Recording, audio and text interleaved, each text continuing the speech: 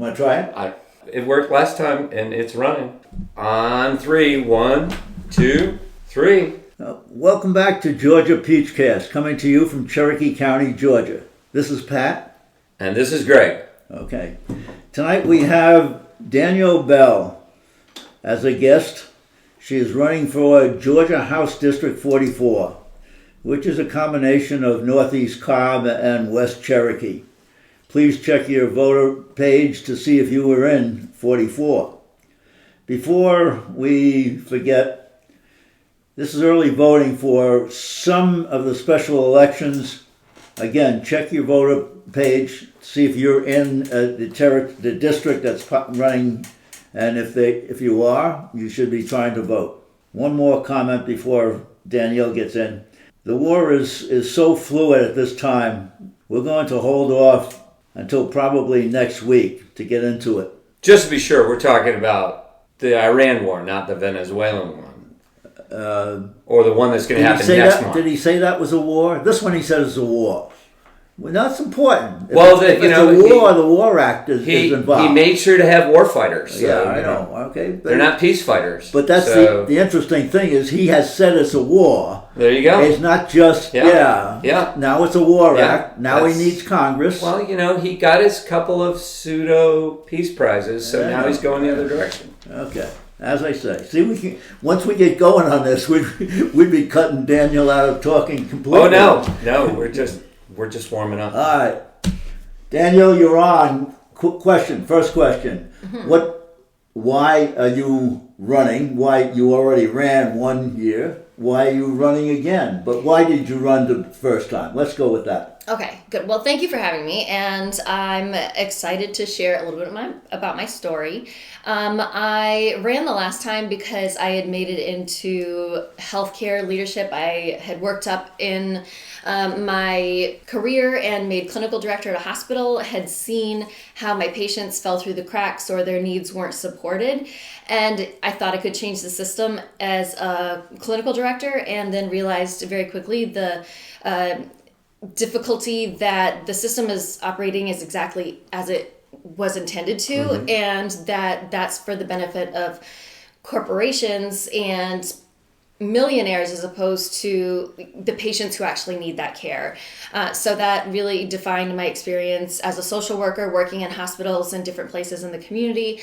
And then the personal side was that my brother was diagnosed with a terminal illness at age 23 and was told that he might have 7 or 10 years left, but because of, again, shortcomings in the healthcare system, lack of doctor communication, he died 2 days after chemo of toxicity. It's not that his health was good, but it's absolutely spiraled out of control because of failures of the healthcare system. So I was working at a place and loved it and thought that they were doing such great things, treating patients the way that they deserve to be treated. And that company went under. At that point, I thought that was my purpose and calling. What's next for me? And the next call that I got was from a Democratic recruiter, and I thought you pray for purpose and then not walk through the door when you get the call. So that's what started my journey last time. As Pat had said, a second-time candidate. So last time, because we put in great effort and we knocked 10,000 doors, we raised $67,000, and we increased voter turnout by 36% last cycle. Yeah. So because of that, we're rated a top tier seat, the top 8 in the state in flippability. So we're giving it all we've got. I've got a great team, lots of energy. We're doing all of the things. We're already knocking doors and hosting events. And today I qualified to be on the ballot. Yeah. There we go. Okay. All right. Good news. Why don't you hit the key subjects on your agenda that you're going to put a lot of your effort on once you get voted. Once you get voted. Yeah.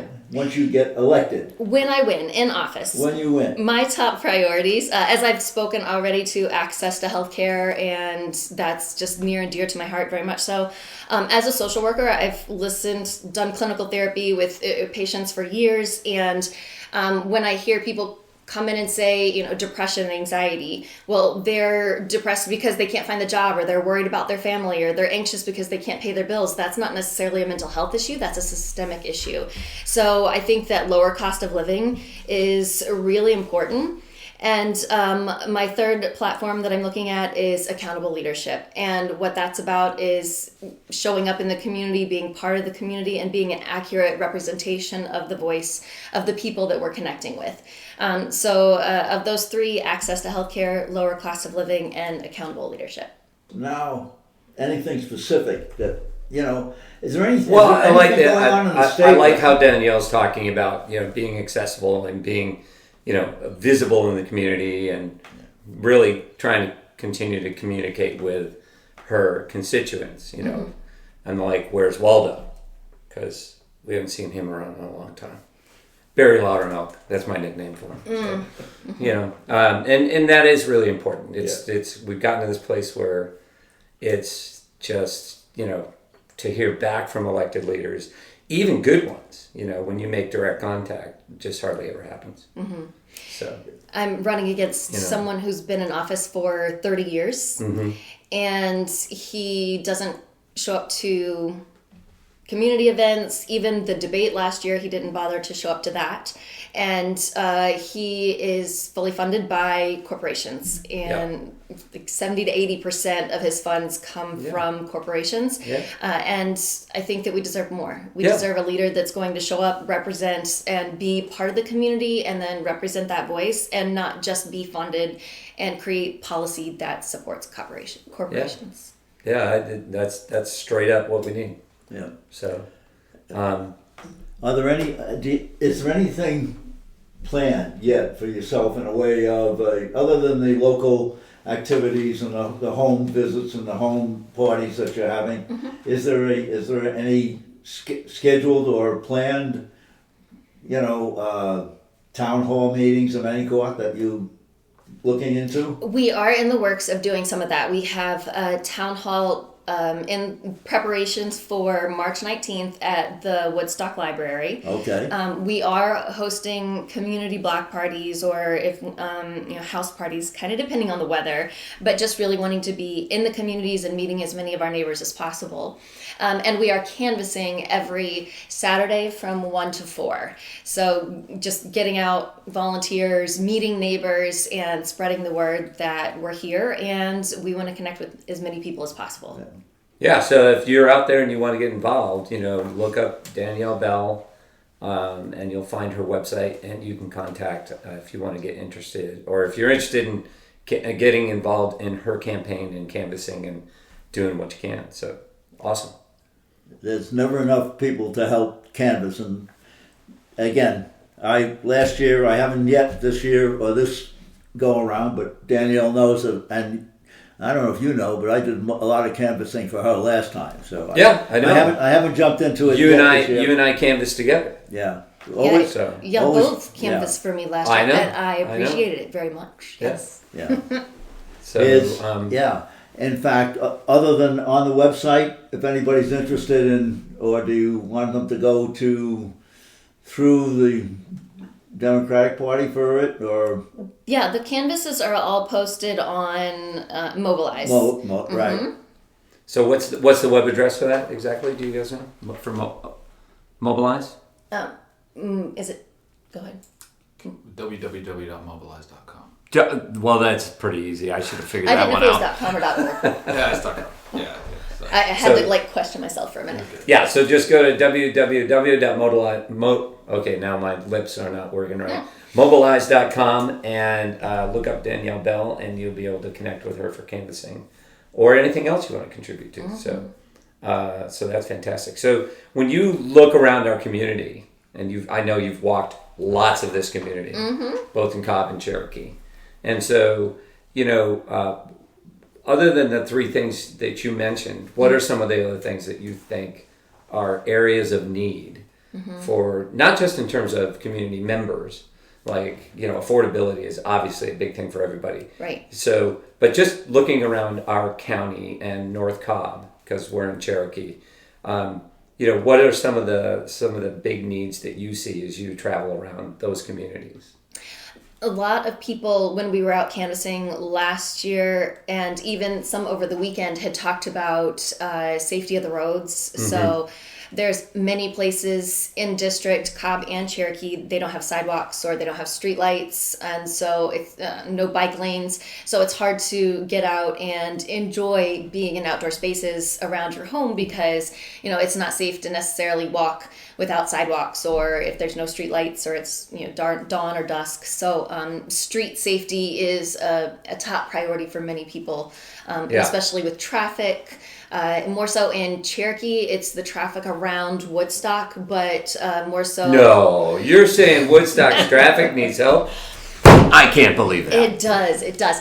But also in other areas where it's community right off main streets, right. highways, whatnot, where people just zoom through, and so safety in terms of like people not being able to feel like they could safely pull out of their neighborhoods was a really big issue or concern. There's some very dangerous cut throughs around here that I know that on Nice Road they put those horrible speed bumps in for that reason. They did that a long time ago, so that is a big issue. Like Ragsdale is one of those.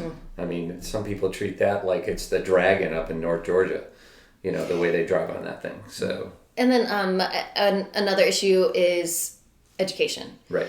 So fully funding our public schools. I've talked to many teachers who have left the profession because they're just stressed and overwhelmed, and they're expected to do more and more with less. Right.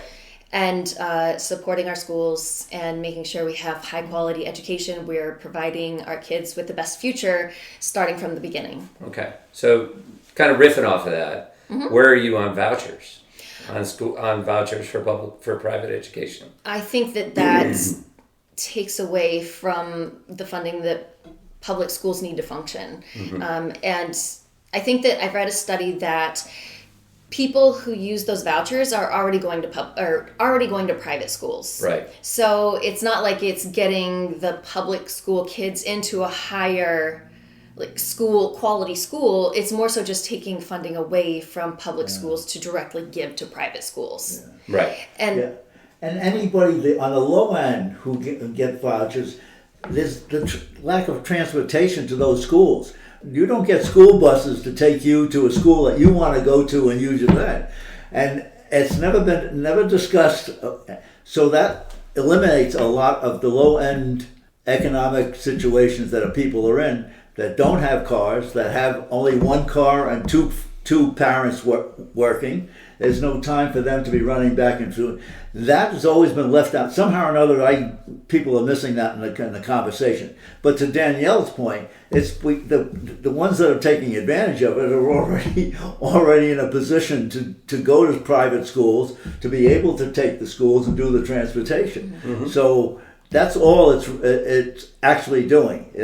They keep claiming that it's to take everybody can have the choice, again, back to choices, to go to the schools they want to. But that's not true. If you can't get your children to those schools, you have no way in which to do that on a regular basis, on a daily basis, then it doesn't do you any good.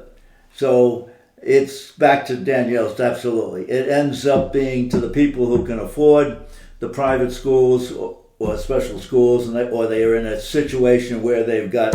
Well, and I think that's the big thing. The big thing is they're taking money from kids who need it more. Yeah, right. And giving it to schools where kids are going, where the average tuition rate is way higher than public school per child tuition funding is. And so, as a retired school teacher, vouchers always made my blood boil because you're basically taking from the poor and giving it to the rich. And what's another example of kind of like corporate welfare, except now it's welfare for wealthy families. And that's just wrong. It's morally wrong. In my not so esteemed opinion. So, and as when we opened up River Ridge High School, we didn't have anything for the physics department. Like the first year we taught physics, which was 2 years in, there was no equipment. And I was doing physics with pennies and string and rubber bands, and there you go. And there's $1 million football stadium right outside. So our in my estimation, public school funds have always been somewhat skewed, but vouchers are just like the icing on the cake of how to take money out of, kids who need it. And education, So- and we're really way behind. You and I have talked about it constantly. Almost every time we have a podcast, we end up talking a little bit about education and the lack of, the education system in this country. So you got a hard road to go. Anybody that's going to get in, we want to support anybody that's willing to look at education and the funding of education to bring it up to at least to a reasonable. When you compare us and our education system to so much of the rest of the industrial world, we're so far behind. It's going to be and that's deliberate. This started back in the 70s, and so that many decades of people deliberately underfunding education, especially public education, is the foundation of any democracy. And Full stop. I'm going to throw one out that's going to probably get me in trouble. Somebody's going to listen to Get this. in trouble, anyway. Pat. Yeah. We need some good trouble here. But it also goes back onto the voters and the taxpayers. Yeah. I have seen, from New York to Detroit to Atlanta, people objecting to pay another 0.1% or whatever it is when they want to add to the school taxes. Okay. Right. People object to it because it's taxes and they don't want to pay taxes. But at the same time, they want everything they can get in the schools, as they do in the town and the roads and everything else. But they object to it. So sorry, people, but when you get a chance to put more money into the schools, dig into your pockets. That's my point. We can do a whole piece on how we should not All be right. funding public education I prefaced it by versus how saying I we was should gonna be get in funding trouble. it. Yeah, I know. You're good. Which is the funding it on property owners' taxes is not the way to do it. Yeah. So, but anyway, Yeah.